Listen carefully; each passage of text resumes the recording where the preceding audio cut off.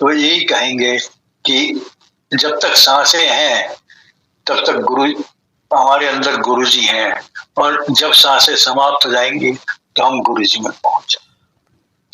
वो चेतना है, वो महत्व तत्व है जो कि पूरे सृष्टि में फैला हुआ है, जो उन्होंने खुद ही फैलाया हुआ है।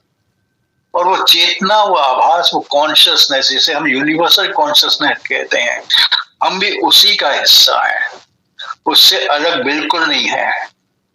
उदाहरण के लिए अगर मैं कहूं कि जल में से पानी निकालते हैं, वो हमारा जीवन है, तो जल जीवन है। तो नदी में से पानी निकाला, वो जीवन है, और अंत में जो है वो नदी में वो जल जो है वापस प्रवाहित कर दिया, वापस मिला दिया, और वो जो है वो फिर उसी कॉन्शियसनेस में पहुंच गया जहां से वो निकल के आया था, जहां से हम निकल के आए हैं, हम उसी कॉन्शियसनेस में वापस पहुंच जाते हैं।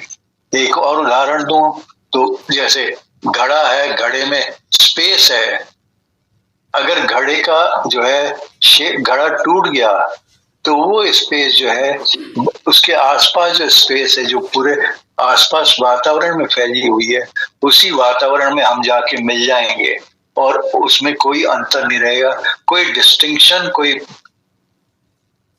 फर्क नहीं रहेगा, आप पहचान नहीं सकेंगे। और यही हमारा जो है आत्मा और परमात्मा का मिलन है, यही हमारा जो है गुरु जी के साथ जो है मिलन जो है, इसी प्रकार से हमें देखना चाहिए। और वो हमेशा से, चाहे उनकी महासमाधि से पहले हो या महासमाधि के बाद हो, वो हमेशा हमेशा से हमारे साथ रहे और हमेशा हमेशा हमारे साथ रहेंगे। आप उन्हें जैसे कहते हैं, फ्रेग्रेंस उनकी आती है, संगत में हम जाया करते थे, वहां पे हर एक के पास उनकी फ्रेग्रेंस आती थी। कई बार तो पूरे सत्संग में पूरी संगत को एक साथ फ्रेग्रेंस मिल जाती थी, कई बार जो है बारी बारी से फ्रेग्रेंस मिलती थी, हर एक के पास बारी बारी से मिलती थी। अब अगर मुझे फ्रेग्रेंस मिली और मैं अपने साइड पे बैठे हुए संगत को पूछूं आपको फ्रेग्रेंस मिली है, तो वो बोलते थे नहीं। और इसी तरह अगर वो मेरे से पूछे तो मुझे नहीं मिल रही फ्रेग्रेंस, वो से केवल गुरुजी जानते हैं कि किसको कितनी फ्रेग्रेंस देनी है। और ये फ्रेग्रेंस भी उनके ब्लेसिंग्स देने के जितने भी तरीके हैं, अंतहीन तरीके हैं उनके ब्लेसिंग देने के, उनके कल्याण करने के अंतहीन तरीके हैं। उसी में से ये फ्रेग्रेंस जो है वो भी उनका एक तरीका है। अब वो जानते थे कैसे जाना है, क्या करना है, कैसे करना है। संगत में होता था, शब्द बज रहे, हम जो है हर रोज वहां पे पहुंच जाया करते थे, और वहां पे जो खींचे चले जाते थे, जैसे मैग्नेट आयन जो है मैग्नेट की तरफ खींचता है, उसी तरह हम खींचे चले जाते थे।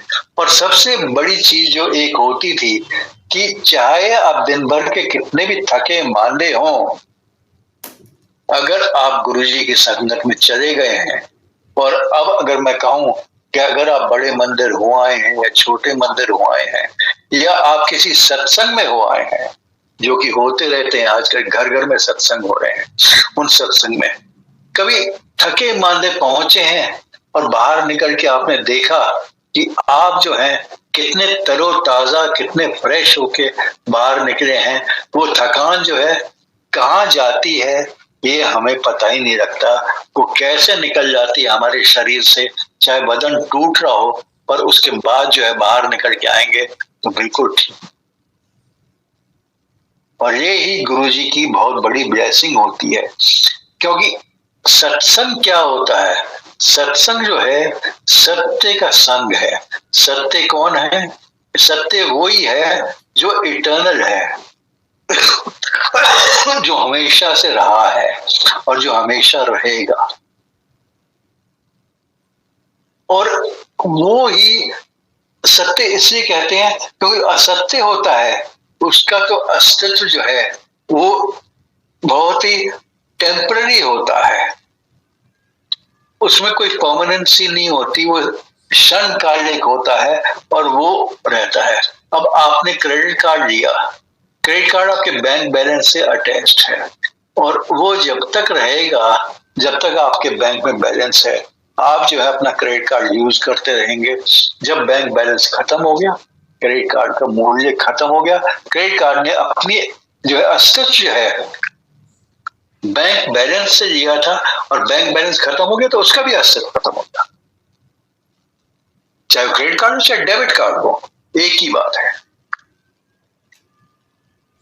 अब गुरु के पास पहुंचते हैं तो उनका ये नहीं है कि हम हमेशा जो है आध्यात्मिकता की ओर चले जाएं, सब कुछ छोड़ छाड़ दें और मतलब उनका ये जप करने लगे।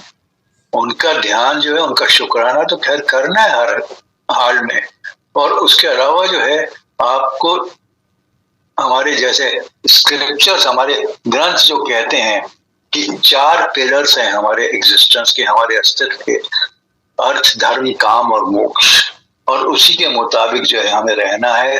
पहले हमें अर्थ करना है। अर्थ जो है साधन होता है। ये साधन किसका?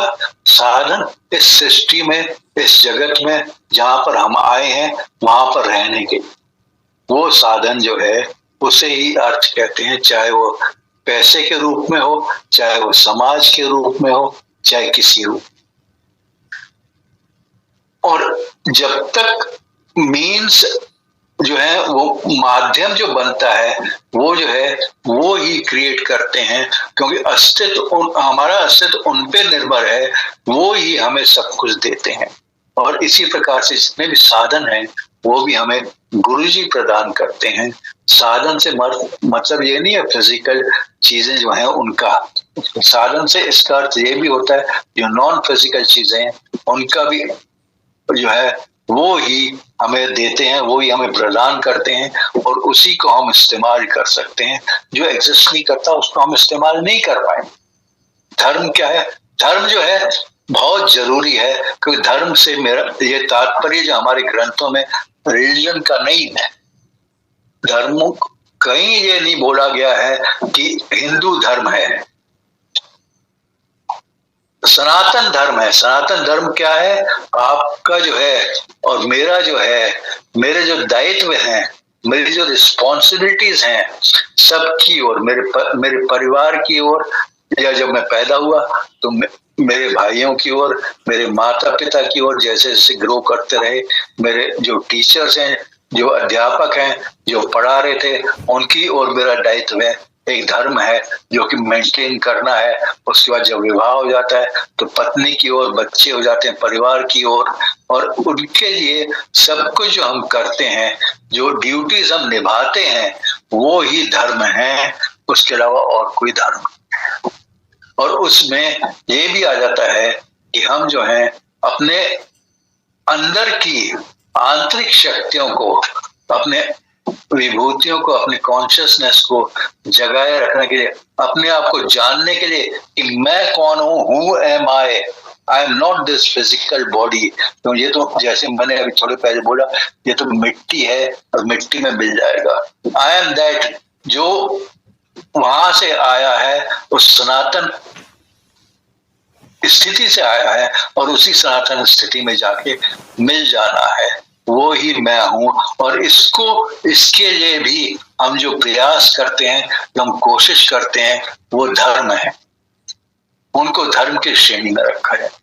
काम होता है इच्छाएं, और इच्छाएं जो हैं वो फिजिकल चीजों के लिए भी हो सकती हैं, भौतिक वस्तुओं के लिए भी हो सकती हैं, और आध्यात्मिक वस्तुओं के लिए होना आवश्यक है। जैसे हम अभी बात कर रहे हैं, उसी प्रकार से हमारी इच्छाएं होती हैं।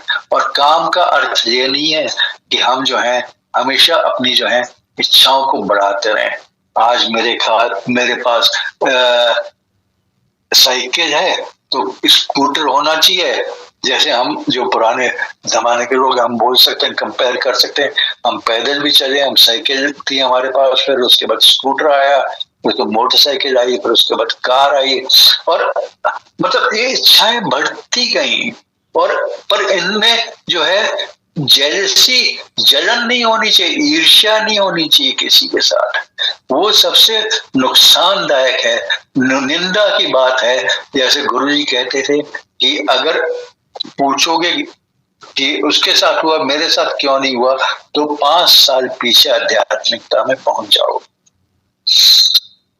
उनको तो पता है कि क्योंकि हम उन्हीं से आए हैं, हमें उन्हीं का अंश है। उनको पता है कि हमारी मांगे क्या है, हमारा इच्छा क्या, हमारा प्रारब्ध क्या है। इस प्रारब्ध को करने के लिए हमें किस किस वस्तुओं की जरूरत होगी, और वो जो है वो हम प्रारब्ध जो है, मैं उसकी गहराई में नहीं जाऊंगा, पर वो भी हम जो है, जब हम जन्म लेने से पूर्व ही हम आत्मा जो है स्वयं डिसाइड करती है कि इस जन्म में उसे कौन कौन से कर्म करने हैं, और उसी के अनुसार जो है वो जन्म लेती है उस परिवार में, जहाँ पे उस वातावरण में जहाँ पर जो है उसके ये सब प्रारब्ध जो है समाप्त हो सके, और संचित कर्मों में से ये कम हो सके। क्रियमान कर्म बनते रहेंगे, जो हम कर रहे हैं वो क्रियमान कर्म है, वो संचित में ऐड होते जा रहे हैं। उनमें से कुछ जो है प्रारब्ध बन के समाप्त हो जाएंगे, और कुछ जो है इसी जन्म में समाप्त हो जाएंगे, कुछ जो है आगे के जन्मों में अगर हमें लेना पड़े और हमने जो है गुरु जी के पास पहुंचने की चेष्टा नहीं करी, कोशिश नहीं करी, तो हम जो है जन्म और मृत्यु के चक्कर में फंसे रहेंगे और बार बार पुनर्जन्म लेते रहेंगे। और इस जैसे चक्की के दो पार्ट होते हैं, उन्हीं में घिसते रहेंगे, और हमें जो है वो सच्चिदानंद अनंत सुख जो है उस आनंद की प्राप्ति नहीं होगी, जिसकी आकांक्षा जो है मुझे होती है जब मैं आत्मा की बात कर रहा हूं, उस चेतना की बात कर रहा हूं, जो कि चेतना को परम चेतना से जोड़ती है, और वो जो है उसके लिए प्रयास करना पड़ेगा हमें।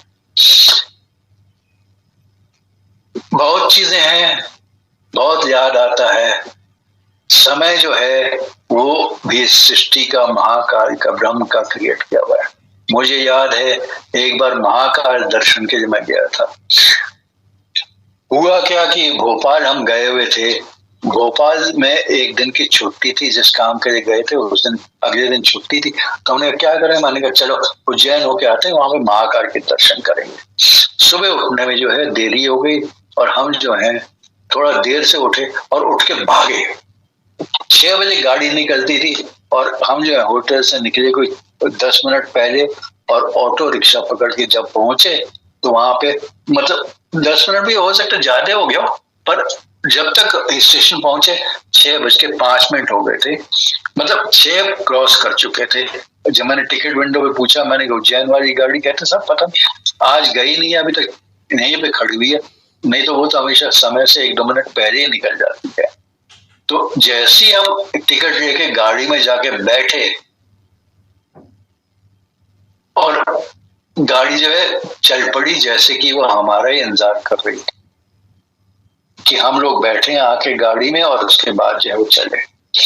पहुंचे उज्जैन, महाकाल मंदिर पे पहुंचे, वहां पे टिकट लेना पड़ता था उस समय, अभी भी होगा टिकट का, मेरे का दर्शन के लिए जो है टिकट लेना पड़ता था। उसी समय एक पंडित जी आए, उन पंडित जी ने कहा कि हम आपको दर्शन करा देते हैं। तो मैं जो हूँ शुरू से ही पंडितों से दूर रहता हूँ, क्योंकि अपना जो है गायत्री मंत्र बोलो, शांति पाठ करो, और वो काफी है। और पंडों के चक्कर से मैं जो हूँ कभी उनके भी पास में नहीं फटकता हूँ, जहाँ पे होते मैं दूर चले जाता हूँ।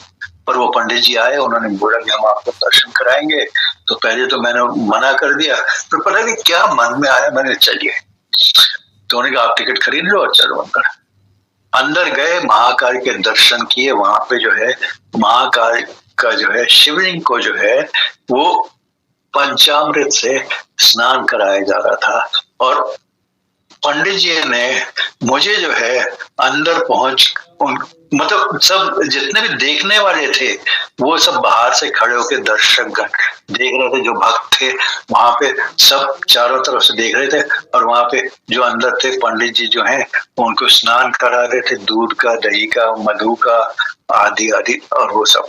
तो पंडित जी मुझे भी अंदर करा, कहते आप जाओ अंदर, और मुझे जो है वो पूरे जैसे जैसे हो रहा था मंत्रों का उच्चारण, उसी मुताबिक वो मुझे भी करवाने लगे, कहने लगे कि करो, आप करिए, आप करिए, आप करिए। और मुझे थोड़ी शंका के साथ, जो मैं साफ बता रहा हूँ आज, मैं शंका के साथ जो है वो सब करता रहा। और जब बाहर निकल के आए तो पंडित जी के साथ बैठे और उन्होंने कुछ मंत्रोच्चारण और कुछ पाठ वगैरह किया और हमने उनको दक्षिणा दी और उसके बाद हम वापस आ गए। और उसके बाद जो एक और मंदिर होता है वहां पे भैरव का, काल भैरव का मंदिर में जहाँ पे जाएं तो वहां पे जो है वो जो काल भैरव जो रम पीते हैं, उनको रम चढ़ाई जाती है। तो वहां पे भी जो है मंदिर के पार्ट जो है वो खुल गए और हमने अंदर जाके जो है वो मतलब वो रम की शीशी बाहर से खरीद कर अंदर पंडित जी को दी और उन्होंने उनको जो है वो रम पिलाई। और वो जो जैसे ही भैरव के मुंह पे रखते हैं तश्री में डाल के, वो भैरव जो है पूरी की पूरी जो है वो पी जाते हैं। अद्भुत दृश्य होता है। तो जब हम ये था और बाद में हमें रियलाइजेशन हुआ, मुझे जो है बाद में पता लगा, आभास हुआ कि वो निश्चित गुरुजी होंगे जिन्होंने जो है मुझे अंदर जाके काल भैरव के जो है मेरे के जो है पंच स्नान जो है वो कराया मेरे हाथों से।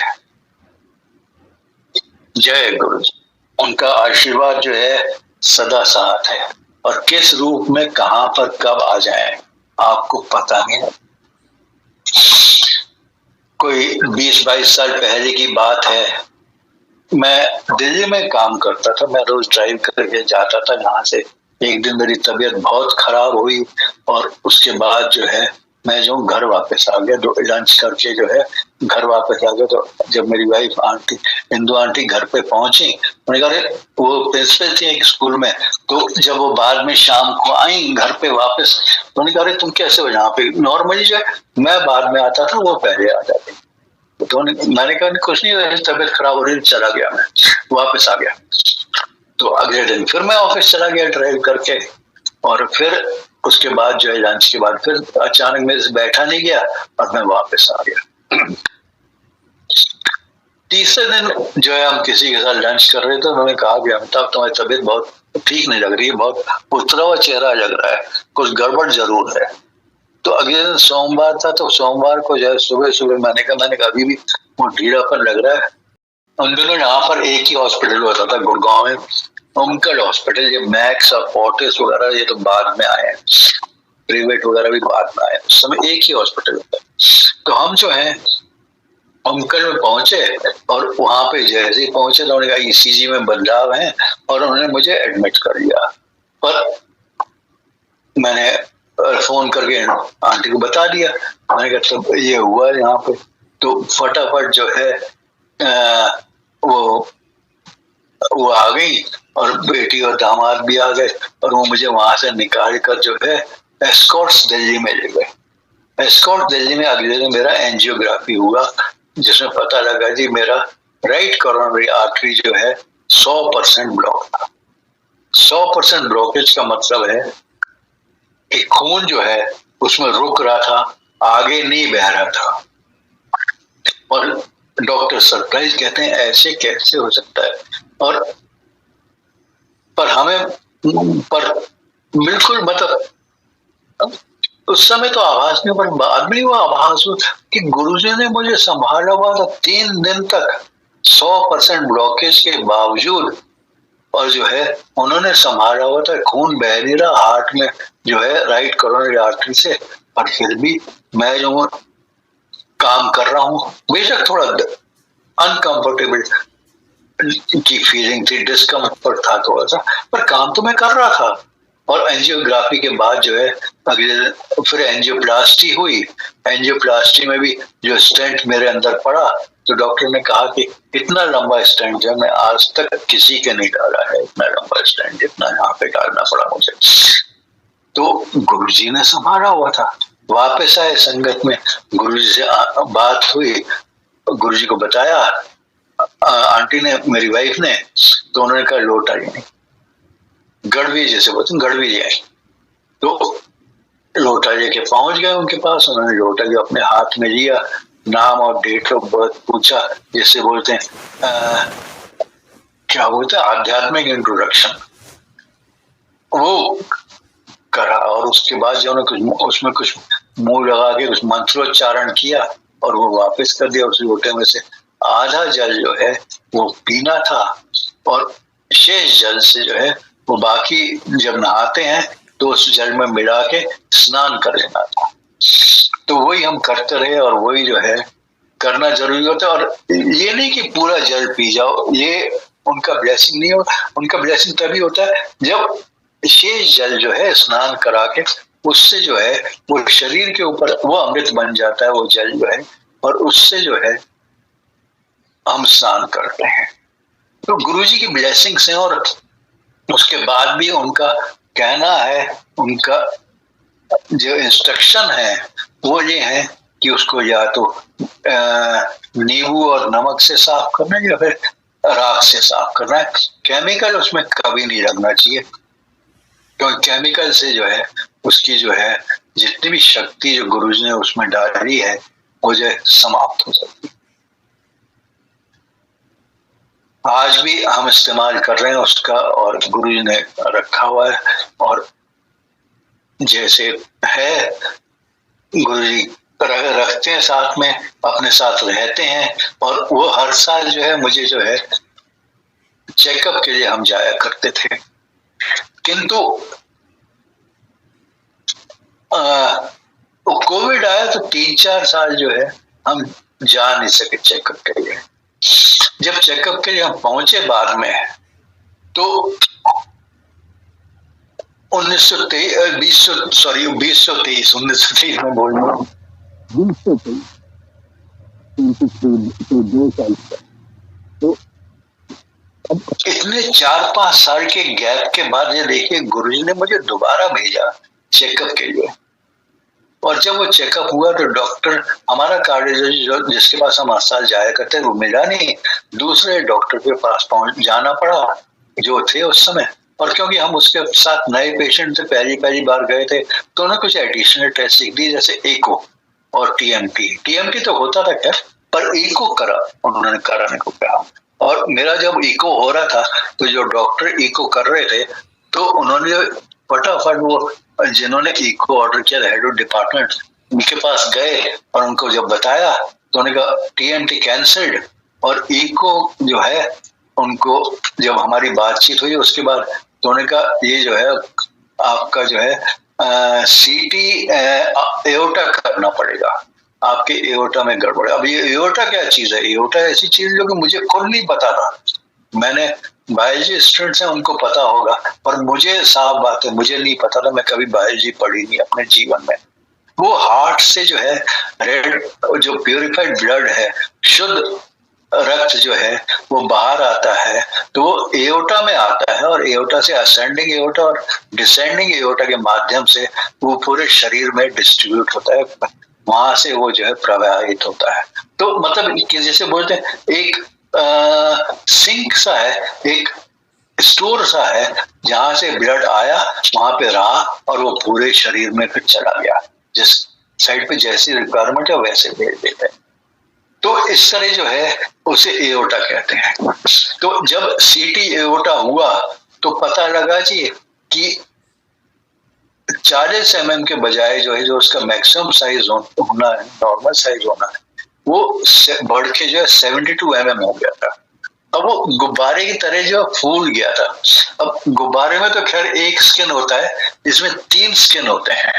बाद में जब डिटेल्ड इन्वेस्टिगेशन हुआ तो वो जो है 2 स्किन जो है लेयर जैसे बोलते हैं, स्किन नहीं बोलूंगा, लेयर्स, 1 2 3 स्किन की 3 लेयर्स, उसमें से 2 लेयर्स जो है वो लीक कर रही थी और असेंडिंग एओर्टा को जो है प्रॉब्लम आ रही थी। और जैसे ही हमें पता लगा और हमने अपने कार्डियोलॉजिस्ट को दिखाया, ढूंढ ढांड के उनको निकाला, उनको बताया, ये तो सीटी कार्डियो सर्जन का काम है, और इसको जो है ऐसी सर्जरी जैसी आपकी है जो है वो देश में जो है 6-8 बहुत ही कम सर्जन हैं, 5-6 सर्जन हैं जो कि कर पाते हैं।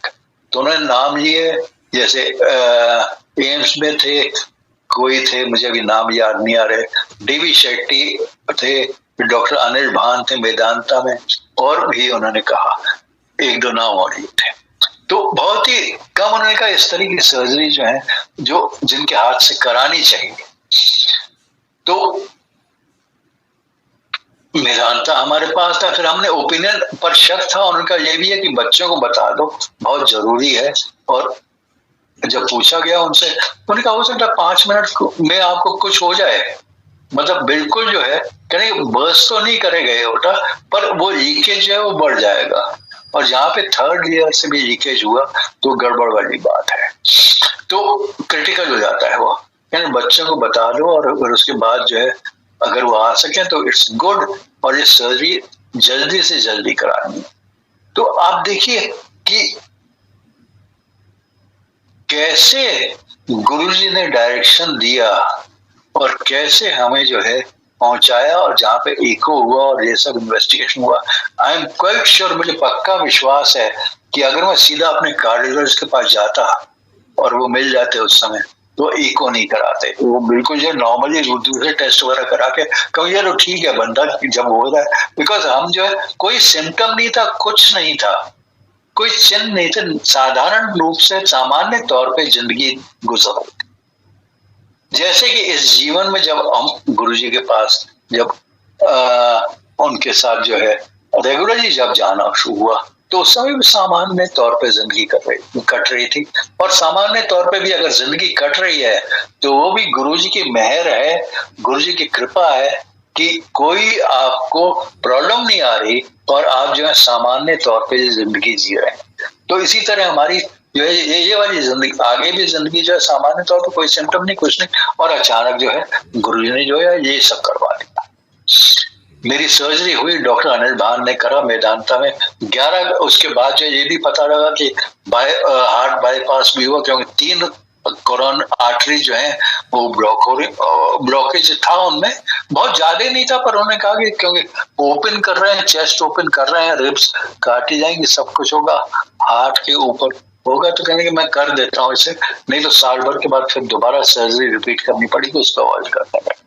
तो 11 घंटे सर्जरी चली है, और उसके बाद जो है आईसीयू में रहा, उसके बाद वेंटिलेटर पे रहा, उसके बाद आईसीयू में रहा, उसके बाद हॉस्पिटल में रहा, और उसके बाद जो साइड इफेक्ट्स हो गए उसके अंदर।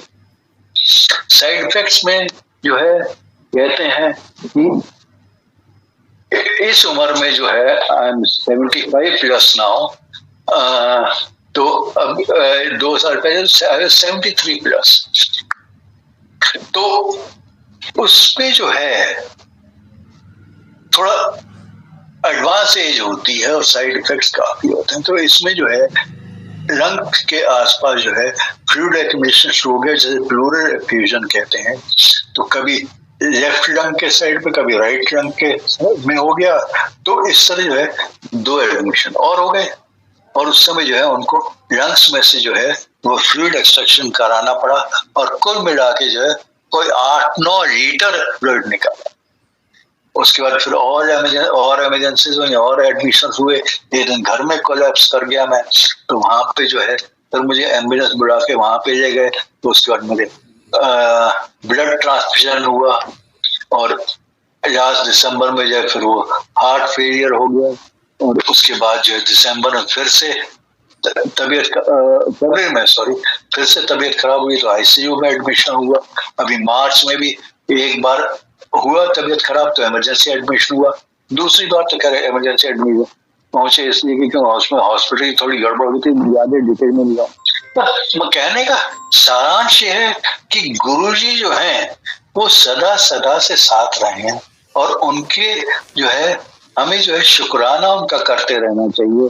हमें उनका ये नहीं होना चाहिए कि गुरुजी आप फ्रेग्रेंस नहीं दे रहे हो, आप मेरे ड्रीम में नहीं आ रहे हो, आप ये नहीं है वो नहीं है, आप दूसरों के तो आते हो, तो पर ये आप अगर करेंगे तो आप जो है अपनी स्पिरिचुअल जर्नी जो है उस पे आप पीछे चले जाएंगे। जैसे गुरुजी कहते हैं मैं 9 पौड़ियां चढ़ा देता हूँ, और उसके बाद जो है वो अगर 10वीं पौड़ी पे जो टेस्ट जो है वही कर पाते हैं, नहीं तो वो नीचे पहली पौड़ी पे दोबारा आ जाएंगे। और इसीलिए हमें जो है नीवा बन के रहना है, कभी भी किसी से भी है कोई ईर्ष्या नहीं करनी है, अपने में संतोष करना है, इतना कमाओ जिसमें कुटुंब समाये, इतना चाहत रखो जो हमारे कुटुंब के लिए काफी हो, पर्याप्त हो, उससे अधिक कुछ नहीं चाहिए। संतोष जो है सबसे जरूरी है और उसी से नीवा बनता है। अभी 2 दिन पहले भी मैंने सुरेश अंकल से बोला, मेरा तबियत मेरा खराब हो रहा है, मुझे पता नहीं होगा तो नहीं, फिर उसके बाद एकदम अचानक ठीक किया। आज जो मैं बैठा हूँ आपके सामने, तो सुबह थोड़ी वीकनेस सॉरी पर अभी बैठा हूँ आपके सामने और गुरु जी मुझसे बोल गए, क्या बात है, गुरु जी जैसे चाहेंगे वैसे ही होगा। एक और मुझे याद आ रहा है कि एक बार हम आंटी जो है वो स्कूल के प्रिंसिपल थी, तो वो खुद ड्राइव करके जाती थी। तो उस समय जो है उस दिन सुबह जब वो जा रही थी तो मेन गुड़गांव मेहरौली रोड पे जो है उनको जो है बाएं मोड़कर जो है अपने स्कूल में जाना पड़ता था और सर्विस रोड क्रॉस करनी पड़ती थी। तो जैसे उन्होंने बाएं का टर्न लिया और सर्विस रोड जब वो क्रॉस कर रही थी तो सर्विस रोड पे बाईं तरफ से जो है एक टोयोटा एसयूवी आई और 70-80 किलोमीटर की स्पीड से उसने होंडा गाड़ी को मारा। तो होंडा वो सेडान थी, तो उसको मारा जो 70-80 किलोमीटर की स्पीड, और इतनी जोर से स्पीड इतनी ज्यादा थी, झटका इतना ज्यादा था कि गाड़ी जो है हमें 80 डिग्री पलट गई पेमेंट को हिट करके। और उसके बाद क्योंकि स्कूल पास ही था तो फटाफट हमको, वे साथ में हॉस्पिटल था पास ही, तो हॉस्पिटल में ले गए। तो हॉस्पिटल में जब डॉक्टर्स ने देखा, उनका एग्जामिनेशन वगैरह किया, तो हाथी है ठीक है, बिल्कुल सब छाती में जो है एक कंकजन जैसे बोलते हैं, क्योंकि जब झटका लगा तो छाती जो है जाके जो है स्टीयरिंग व्हील को लगी थी और उससे थोड़ा सा उस जगह पे थोड़ा सा लाल हो गया, तो कंकशन बोलते हैं उसे।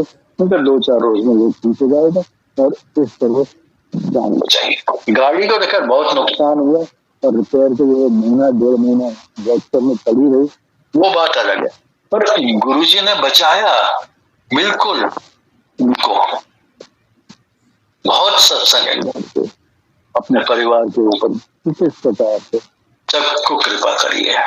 एक बार उदयपुर से वापस आ रहे थे, मैं ड्राइव कर रहा था, स्पीड रही 100 से ऊपर ही थी, 110-120 किलोमीटर की स्पीड से, और वहां पे जो है ये नेशनल हाईवे जो है उस पे डिवाइडर नहीं है बीच में, वैसी सड़क है और आगे एक ट्रक जा रहा था, बहुत देर से वो पास नहीं दे रहा था, और नाथद्वारा के आसपास की बात, नाथद्वारा के पहले की बात है शायद। तो अचानक उसने जो है वो पास दे दिया, तो पास जब दिया तो मैं जो है उसको ओवरटेक करने लगा, और वो ओवरटेक करने का जो था वो स्लो थी, ऊपर की ओर जाते हुए चढ़ाई थी, तो मैं उसके साइड पे पैरेलल जो है उसको जाता हूँ और अचानक देखता क्या हूँ कि सामने चढ़ाई के ऊपर से अचानक एक ट्रक अपीयर करता है, दिखाई देता है दूसरी तरफ से आता हुआ, और बहुत तेजी से वो आ रहा। मेरा स्पीड 110-120 किलोमीटर की स्पीड से, अब इतना स्पीड है नहीं, और चढ़ाई के कारण जो है और स्पीड बढ़ नहीं सकती, जिससे हम ट्रक को ओवरटेक करते हैं, जिससे हम साइड बाय साइड जा रहे थे, और इतना समय था नहीं कि पीछे इसके पीछे आ सके। साइड पे जब मैंने देखा तो साइड पे बिल्कुल गड्ढे ही गड्ढे भरे हुए,